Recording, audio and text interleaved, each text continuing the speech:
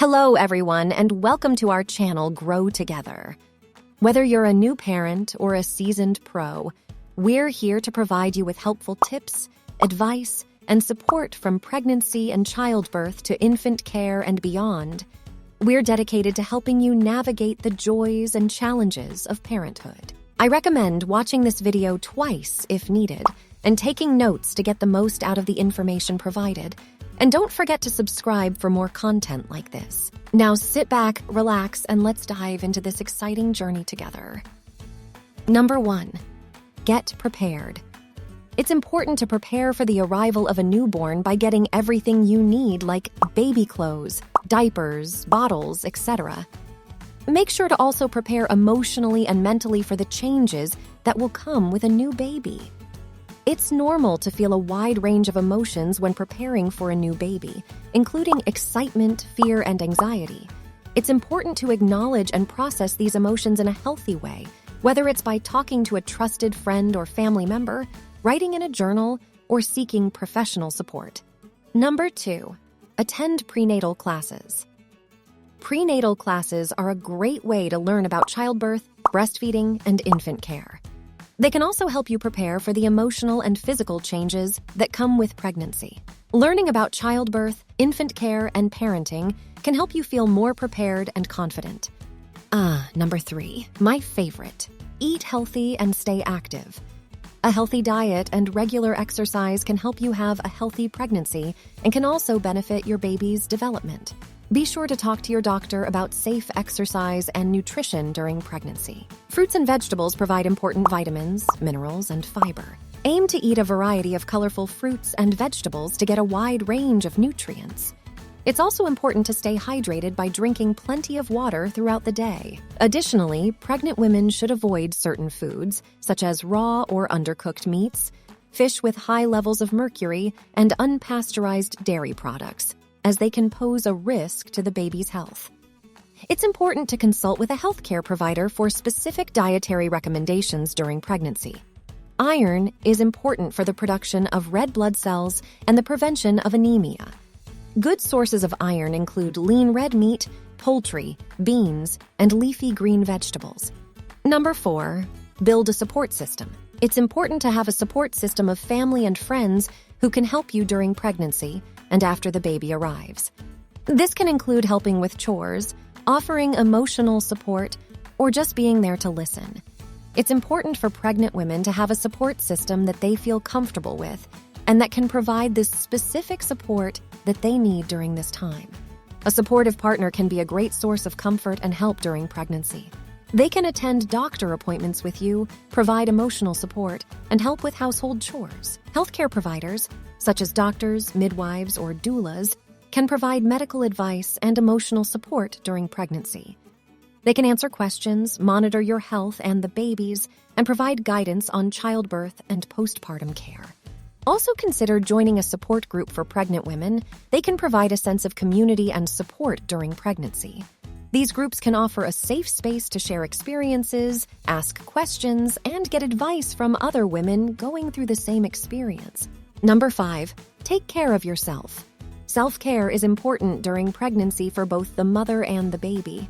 It's important to take time for yourself to relax and recharge.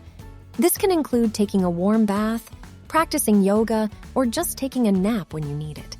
Getting enough sleep is important for both physical and emotional health. Pregnant women should aim to get at least 8 hours of sleep per night and take naps during the day if needed. Relaxation techniques such as deep breathing, meditation, and prenatal yoga can help reduce stress, improve sleep, and prepare for childbirth.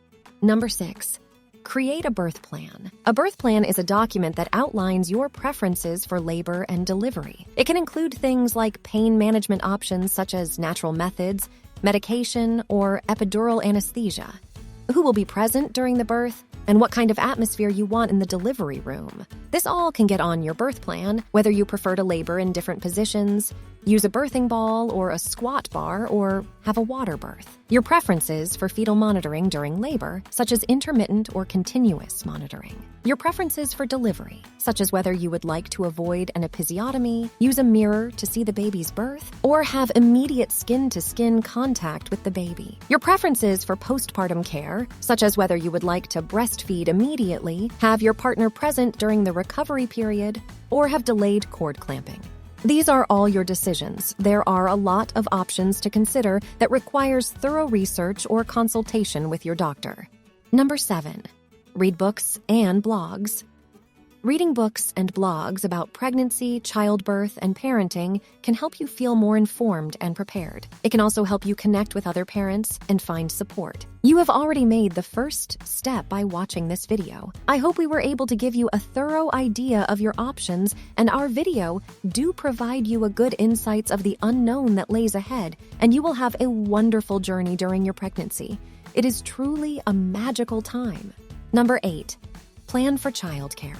Planning for childcare during pregnancy can help reduce stress and ensure that the mother and baby are cared for after the birth and prepared for an easy transition to parenthood. If you plan to return to work after your baby is born, it's important to start thinking about childcare options. This can include researching daycare centers, nannies, or family members who can help. The first step is to determine the type of childcare that is needed, such as full-time or part-time care, in-home or out-of-home care, or a nanny versus a daycare center. You should visit potential providers and ask questions about their qualifications, experience, policies, and schedules, but consider the costs of different childcare options and determine what is affordable for your family.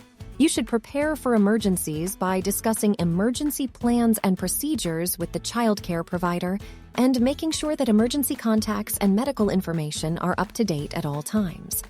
Number 9, take a tour of the hospital. Taking a tour of the hospital where you plan to give birth can help you feel more comfortable and prepared. You can learn about the facilities, meet the staff, and ask any questions you have. Number 10, talk to other parents. Talking to other parents who have been through pregnancy and childbirth can be a great way to get advice and support. This can include friends, family members, or support groups for new parents. Thank you so much for taking the time to watch this video. I hope you found it helpful and informative. Your support means the world to me and motivates me to create even more content that can help you in your journey. If you enjoyed this video and found it helpful, please consider subscribing to my channel for more content like this. By subscribing, you'll never miss out on any of the valuable information and tips that I share.